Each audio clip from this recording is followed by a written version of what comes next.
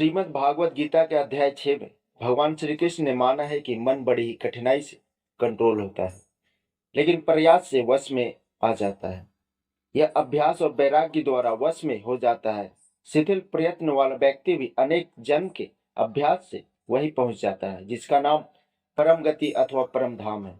उन्होंने योगियों को श्रेष्ठ माना है तपस्वियों से, अर्थात समर्पण मन से योग का आचरण अपनाने की सलाह अर्जुन को दी थी, क्योंकि योग के द्वारा ही मन पर विजय प्राप्त किया जा सकता है। बीच बीच में गीता का ज्ञान हम सभी के लिए बेहद जरूरी है, क्योंकि मन पर विजय प्राप्त किए बिना आप अध्यात्म के मार्ग पर नहीं जा सकते हैं। क्योंकि अभी कर्मा युग चल रहा है, कलयुग यानी कर्मों का युग।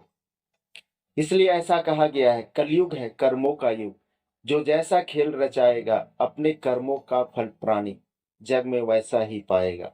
और इस कर्मा का युग परिवर्तन में बहुत बड़ा सहयोग होगा। आज जो भी मनुष्य इस जन्म में टॉर्चर हो रहा है या जो भी कष्ट उसे मिल रहे हैं, ये सब उसके पिछले कर्मों का फल है।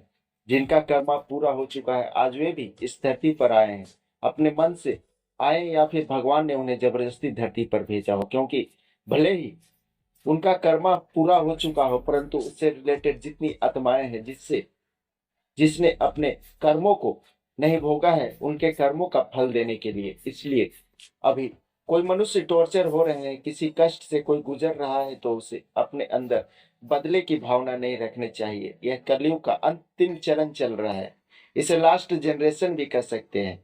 कल की अवतार का जन्म यही अंतिम चरण में हुआ है। जन्मों जन्म से जिनके जितने कर्मा हैं, सभी इसी टाइम पीरियड में आ पहुंचे हैं।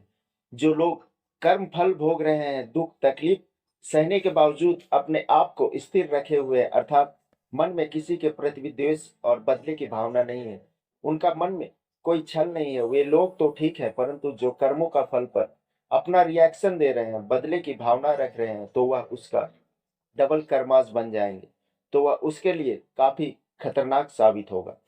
यही कारण है कि इस युग में लोग ज्यादा पीड़ा झेल रहे हैं। यदि आपको ठेस पहुंचाया जा रहा है, तो आपको चाहिए कि आप उसे माफ करते चले। ईगो पर मत ले, खुद को हील करे, द्वेष की भावना का त्याग करे। अभी हीलिंग प्रोसेस चल रहा है, इसलिए अपने ध्यान को ऐसे कार्य में लगाए जहां से आपके मन में उस कार्य के एवज में कोई लोभ या फल की इच्छा न हो। प्रकृति के टच में रहें। यदि आप कलयुग के कल की अवतार से आप जुड़ना चाहते हैं, तो कल की ऊर्जा को महसूस करना चाहते हैं, तो आपको भी प्रकृति के टच में रहना होगा। कल की अवतार या कोई भी भगवान कर्मों का फल किसी को नहीं देता है। गीता में कहा गया है कि कर्मों के फल के लिए मानव खुद जिम्मेदार है। वह अपनी इच्छा से अपने जीवन को कष्टदायक बनाता है, लोभ और लालच से।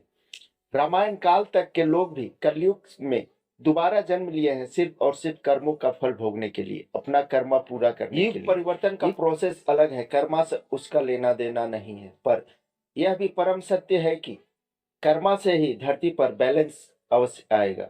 कलयुग के अंत से रिलेटेड जितने भी प्रेडिक्शंस है, उन सभी का इस धरती पर जितनी भी घटनाएं घटित होती हैं, किसी न किसी रूप से उनका संबंध अवश्य रहता है।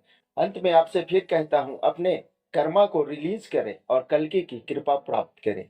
और कल की अवतार का जन्म युग परिवर्तन के लिए हुआ है, और युग परिवर्तन प्रारंभ है, इसका सबूत आप अपने आसपास देख सकते हैं। इस बारे में अपनी प्रतिक्रिया अवश्य दें, लाइक शेयर करते रहे। नए व्यूवर्स चैनल को सब्सक्राइब करिए। धन्यवाद। लेटेस्ट वीडियो सबसे पहले